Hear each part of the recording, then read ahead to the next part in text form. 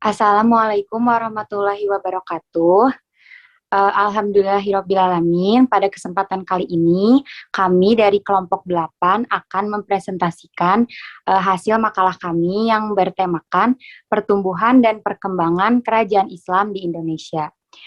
Sebelumnya, izinkan kami memperkenalkan diri. Anggota dari kelompok 8 ini ada 3 orang. Yang pertama, saya sendiri, Farah Dia Zahra. Kemudian yang kedua ada Mila Nuraskia, dan yang ketiga ada Gina Fauzia. Untuk itu, langsung saja kita masuk ke dalam materi pertama yang akan dibacakan oleh Gina Fauzia.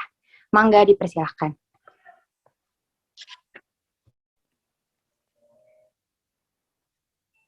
Saya akan menjelaskan kerajaan-kerajaan yang ada di Sumatera. Yang pertama yaitu Kerajaan Samudra Pasai. Kerajaan Samudra Pasai ini terletak di Aceh dan merupakan kerajaan Islam pertama di Indonesia. Kerajaan ini terletak di pesisir timur Laut Aceh. Menurut Uka Chandra Sasmita dalam buku Bardhiyatim menyatakan bahwa kemunculan kerajaan Islam diperkirakan mulai awal atau pertengahan abad ke-13. Jadi, menurut Uka Chandra Sasmita ini, Samudra Pasai ini mulai berdiri pada pertengahan abad ke-13.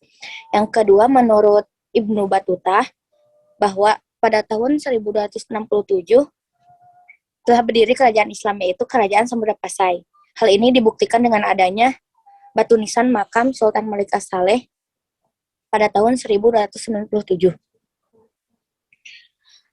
Raja pertama Samudra Pasai yaitu Merah Khoir yang bergelar Maharaja Mahmud Syah pada tahun 1042 sampai 1078. Selanjutnya, kerajaan ini diteruskan oleh Maharaja Mansur Syah pada tahun 1078 sampai 1183. Raja yang ketiga yaitu Maharaja Ghiyasuddin Shah pada tahun 1113 sampai 1155. Yang keempat, Merah Nu yang bergelar Maharaja Nuruddin pada tahun 1155 sampai 1210. Yang selanjutnya yaitu Merah Silu yang bergelar Sultan Malik As-Saleh.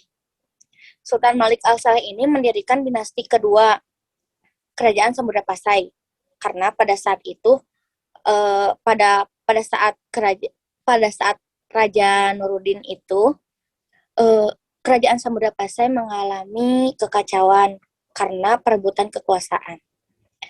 Pada saat pemerintahan Sultan Malik As-Saleh, Samudra Pasai ini mengalami kemakmuran ditandai dengan kerajaan, angkatan darat, angkatan laut sudah terstruktur rapi. Yang selanjutnya,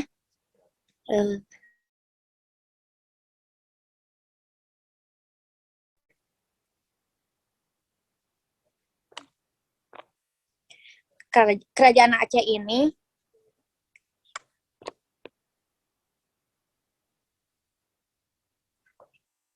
berdiri pada abad ke-15.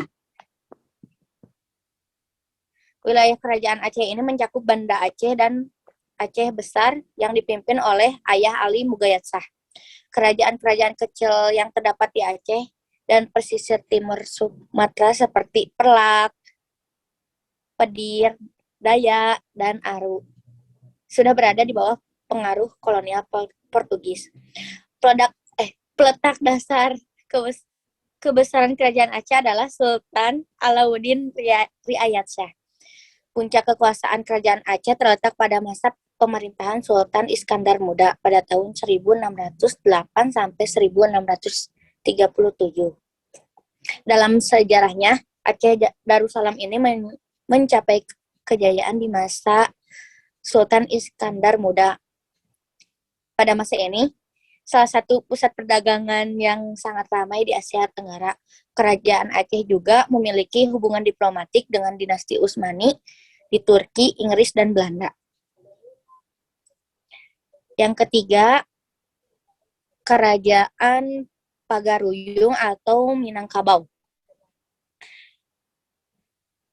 Kerajaan ini dipimpin oleh Adit Yawarman sejak tahun 1347 melalui para musafir dan guru agama yang singgah atau datang dari Aceh dan Malaka.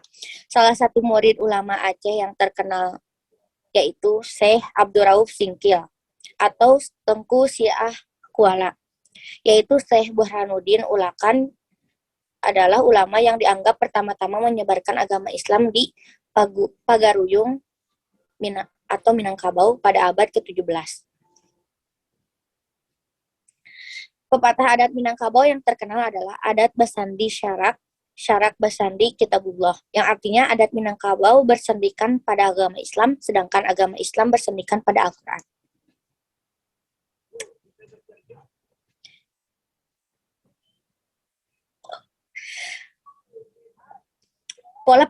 Pola pembentukan budaya Islam di Sumatera yang pertama, pola pembentukan ini menggunakan pola Samudra Pasai. Sejak awal perkembangannya, Samudra Pasai menunjukkan banyak pertanda dari pembentukan suatu negara baru. Kerajaan ini tidak berhadapan dengan golongan-golongan yang belum ditundukkan dan diislamkan dari wilayah pedalaman, tetapi juga harus menyelesaikan pertentangan politik serta pertentangan keluarga yang berkepanjangan. Dalam proses perkembangannya menjadi negara terpusat, Samudra Pasai juga menjadi pusat pengajaran agama. Reputasinya juga sebagai pusat agama terus berlanjut. Pada hakikatnya masyarakat Islam di Indonesia yang lebih mempertahankan praktek budaya aslinya di sini, pihak yang menampung dan mengakomodasi budaya lain, bukan pihak yang mengubah atau mengkonversi budaya itu.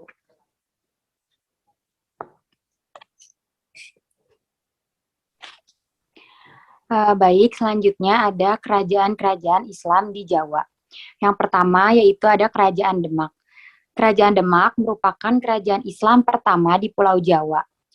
Raden Patah mendirikan kerajaan Islam Demak dengan gelar Senopati Jimbung Ngabdurrahman Panembahan Palembang Sayyidin Panatagama.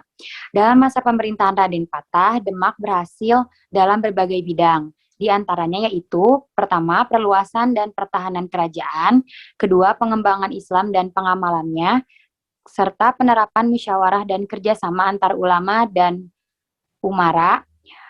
Yang keempat, mengadakan perlawanan terhadap Portugis yang telah menduduki Malaka dan ingin mengganggu Demak. Yang terakhir, menerapkan hukum Islam dalam berbagai aspek kehidupan. Selain itu juga ia membangun istana dan mendirikan masjid tahun 1479. Kemudian yang kedua ada Kerajaan Pajang. Kesultanan ini merupakan kerajaan Islam pertama yang terletak di daerah pedalaman, karena sebelumnya kerajaan Islam selalu berada di daerah pesisir. Pengaruh agama Islam yang kuat di pesisir menjalar dan tersebar ke daerah pedalaman. Pada masa pemerintahan Sultan Adiwijaya, Pajang berusaha mengembangkan kesusasteraan dan kesenian Islam. Yang ketiga yaitu Kerajaan Mataram. Setelah Ki Ageng Pemanahan wafat pada tahun 1575, Sutawijaya diangkat menjadi adipati di Mataram. Setelah menjadi adipati, Sutawijaya ternyata tidak puas dan ingin menjadi raja yang menguasai seluruh Jawa. Usaha Sultan Agung akhirnya berhasil pada tahun 1625, di mana Kerajaan Mataram berhasil menguasai seluruh Jawa, kecuali Banten, Batavia, Cirebon, dan Blambangan. Kerajaan Mataram menggantungkan kehidupan ekonominya dari sektor agraris. Hal ini karena letaknya yang berada di pedalaman. Kebudayaan yang berkembang pesat pada masa Kerajaan Mataram berupa seni tari, pahat, suara, dan sastra. Bentuk kebudayaan yang berkembang adalah upacara kejawen yang merupakan akulturasi antara kebudayaan Hindu-Buddha dengan Islam. Kemudian yang terakhir ada Kerajaan Cirebon. Kerajaan ini didirikan oleh Sunan Gunung Jati, yang kemudian diyakini sebagai pendiri Kesultanan Cirebon dan Banten. Pada mulanya, calon kuat penggantinya adalah Pangeran Dipati Charbon.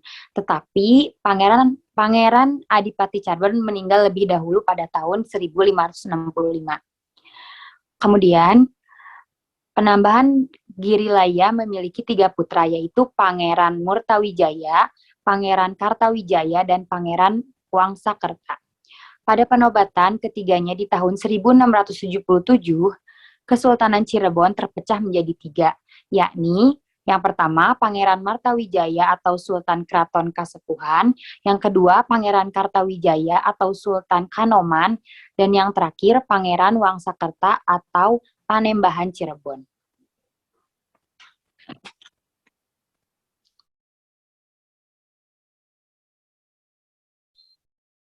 Selanjutnya yaitu Kerajaan Islam di Kalimantan. Yang pertama Kerajaan Banjar. Perkembangan Islam di Kalimantan Selatan jauh lebih belakangan jika dibandingkan dengan misalnya perkembangan Islam di wilayah Aceh.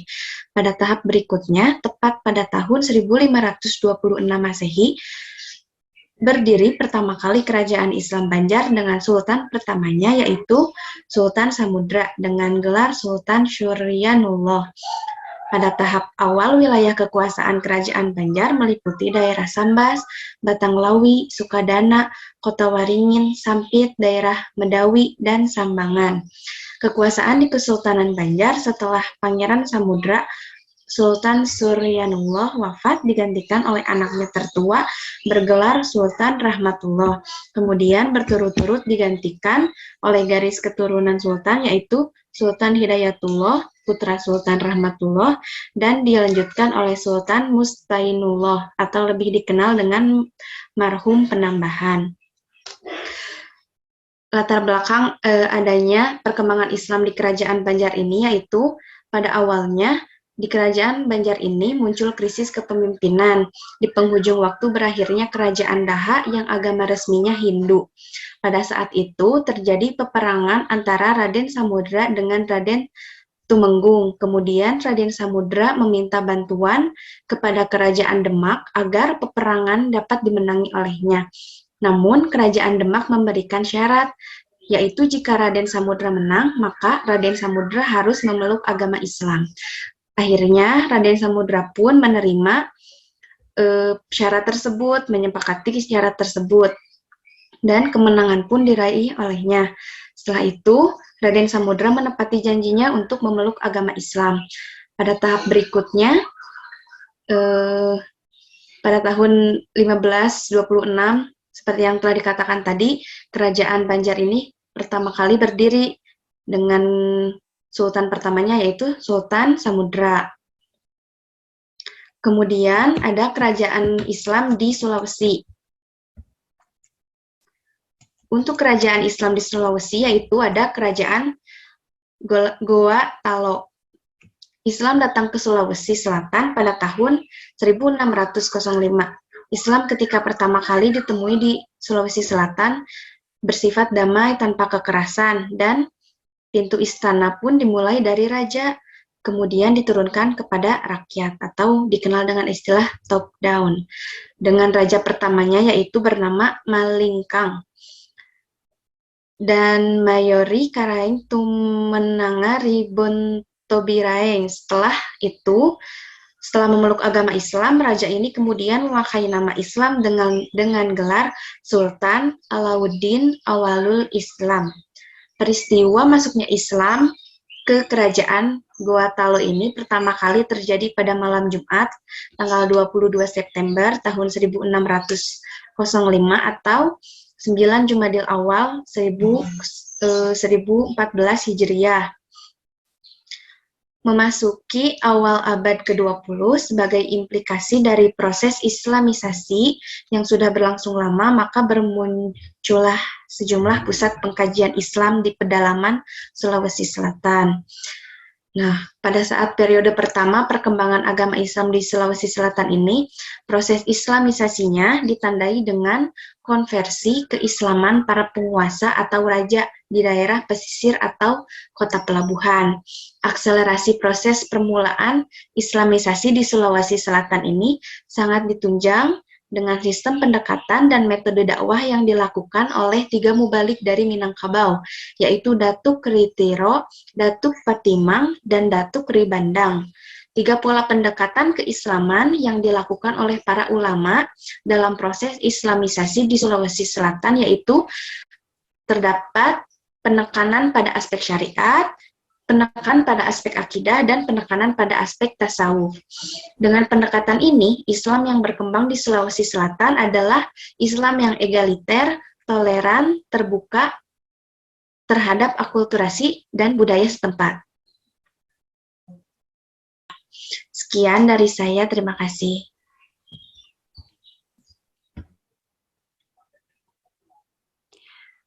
Nah, itu tadi yang dapat kami presentasikan mengenai pertumbuhan dan perkembangan kerajaan Islam di Indonesia, meliputi kerajaan di Sumatera, kerajaan di Jawa, dan kerajaan di Kalimantan. Demikian yang dapat kami sampaikan. Mohon maaf bila banyak kesalahan. Wassalamualaikum warahmatullahi wabarakatuh. Pamit undur diri.